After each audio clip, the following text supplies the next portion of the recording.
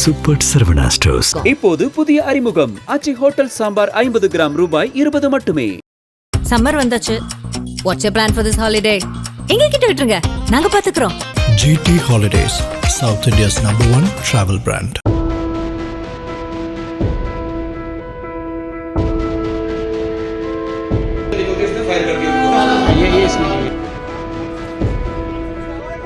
ஜம்மு காஷ்மீரின் முன்னாள் முதலமைச்சரும் தேசிய மாநாட்டு கட்சி தலைவருமான டாக்டர் ஃபரூக் அப்துல்லாவுக்கு நேர்ந்த கசப்பான சம்பவம் ஒன்று தேசிய அளவில் பெரும் பரபரப்பை ஏற்படுத்தி இருக்கிறது.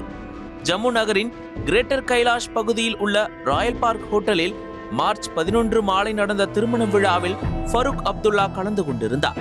விழாவில் அவருடன் ஜம்மு காஷ்மீர் துணை முதலமைச்சர் சுரேந்திர சௌத்ரி உள்ளிட்டோரும் பங்கேற்றிருந்தனர்.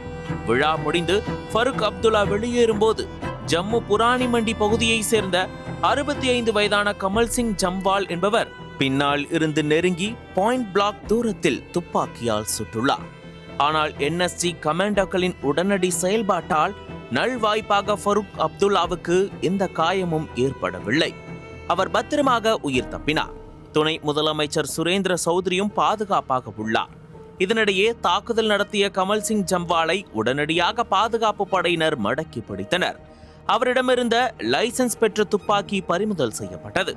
இது தொடர்பாக வழக்கு பதிவு செய்த போலீசார் தீவிர விசாரணை நடத்தி வருகின்றனர். தற்போதைய தகவலின்படி பயங்கரவாத கோணம் இல்லை என்றும் குற்றவாளி மது போதையில் இருந்திருக்கலாம் என்ற சந்தேகமும் உள்ளது. மேலும் நடத்தப்பட்ட விசாரணையில் 20 ஆண்டுகளாக ஃபரூக் அப்துல்லாவை போட்டு தள்ள கமல் சிங் ஜம்வால் திட்டமிட்டு இருந்ததாக கூறப்படுகிறது.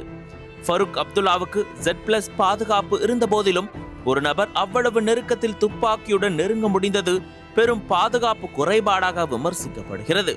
முதலமைச்சர் உமர் அப்துல்லா எக்ஸ் தளத்தில் அல்லாஹ் இரக்கமானவர், நோழிலையில் என் தந்தை உயிர் பிழைத்திருக்கிறார். Z+ பாதுகாப்பு பெற்ற முன்னாள் முதலமைச்சருக்கு இவ்வளவு அருகில் ஒருவர் நெருங்க முடிந்தது எப்படி? இதுபோன்று பல கேள்விகள் உள்ளன என்று குறிப்பிட்டுள்ளார். அதே போன்று துணை முதலமைச்சர் சுரேந்திர சௌத்ரியும் உள்ளூர் போலீஸ் போதுமான அளவு இல்லை என்று குற்றம் சாட்டியுள்ளார். இந்த நிலையில் செய்தியாளர்களை சந்தித்த ஃபரூக் அப்துல்லா, நான் திருமண விழாவுக்கு சென்றேன். வெளியேறும்போது பெரிய சத்தம் கேட்டது. பட்டாசு என்று நினைத்தேன். கடவுள் என்னை காப்பாற்றினார் என்று கூறினார். இதனிடையே மத்திய உள்துறை அமைச்சர் அமித்ஷா அவருக்கு தொலைபேசியில் தொடர்பு கொண்டு நடந்த சம்பவம் குறித்து விசாரித்துள்ளார். இந்த சம்பவம் ஜம்மு பகுதியில் பெரும் அதிர்ச்சியையும் பரபரப்பையும் ஏற்படுத்தி இருக்கிறது. அனல் பறக்கும் செய்திகளை அப்டேட் செய்து கொள்ள நக்கீரன் களத்தை இப்பவே சப்ஸ்கிரைப் பண்ணுங்க.